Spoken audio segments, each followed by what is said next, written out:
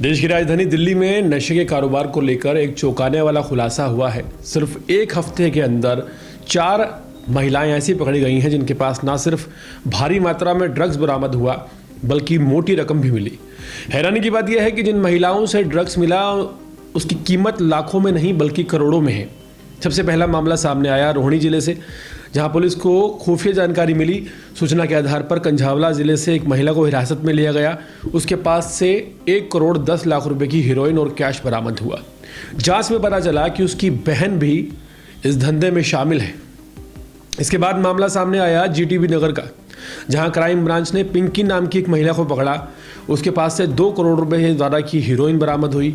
दोनों मामलों के बाद पुलिस सतर्क हुई। अब एक तीसरी महिला की गिरफ्तारी सामने आई है जिसकी उम्र 68 साल है। हालांकि देखने में ये गिरफ्तारियां आम लगती हैं, लेकिन असल में ये दिल्ली में फैले उस गहरे नेटवर्क का हिस्सा है जिसका चेहरा अक्सर मासूम और भरोसेमंद दिखता है। ये महिलाएं युवाओं की नसों में जहर घोलने का काम कर रही थी। कई बार इन अपराधियों को महिला होने का फ़ायदा मिल जाता है।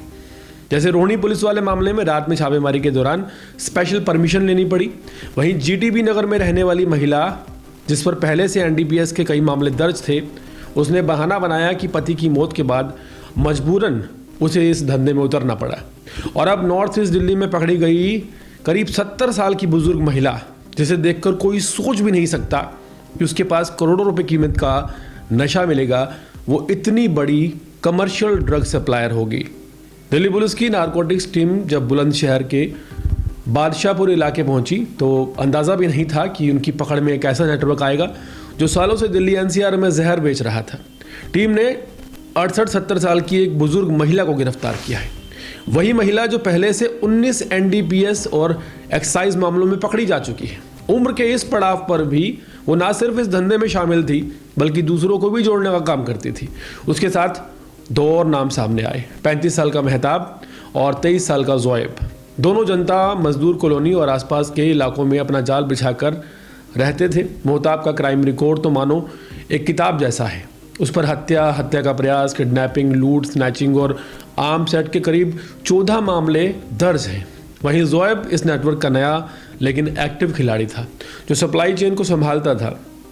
इस छापेमारी के दौरान पुलिस टीम ने इनके कब्जे से 321 ग्राम हीरोइन, 423 ट्रामाडोल कैप्सूल और एक महिंद्रा थार, ये सब सामान जब्त किया है। इस बात का सबूत कि ये गैंग बड़े स्तर पर ड्रग की सप्लाई कर रहा था। दिल्ली पुलिस ने दिल्ली, एनसीआर और उत्तर प्रदेश के कई इलाकों में लगातार दबिश देकर इस नेटवर्क को तोड़ा। Special CP law and order Ravindra Singh Yadav की अगुवाई में डीसीपी नॉर्थ ईस्ट के निर्देशन में नारकोटिक्स स्क्वाड की ये कार्रवाई ड्रग्स के खिलाफ एक दिल्ली पुलिस की बहुत बड़ी जीत मानी जा रही है। ये सिर्फ गिरफ्तारी नहीं बल्कि उस जहर पर रोक है जो रोज़ाना अनगिनत युवाओं की ज़िंदगी को तबाह कर रहा है। पुलिस का कहना है कि ये नेटवर्क बहुत बड़ा था, लेकिन अब इसकी रीढ़ तोड़ दी गई है। ये गिरफ्तारियां साफ दिखाती हैं कि दिल्ली में नशे का जाल कितना गहरा संगठित है और कैसे इसके पीछे असली खिलाड़ी अक्सर वही महिलाएं होती हैं जिन पर सबसे कम शक किया जाता है। महिला होने की आड़ में जो बड़ी ड्रग पेडलर्स इस धंधे को दिल्ली में चला रही हैं, उन पर अब शिकंजा कसना शुरू हो गया है। हैरानी की बात है कि एक 70 साल की महिला पकड़ी जाती है जो कि इस उम्र में भी ना सिर्फ ड्रग्स बेच रही है बल्कि बिचवा रही है।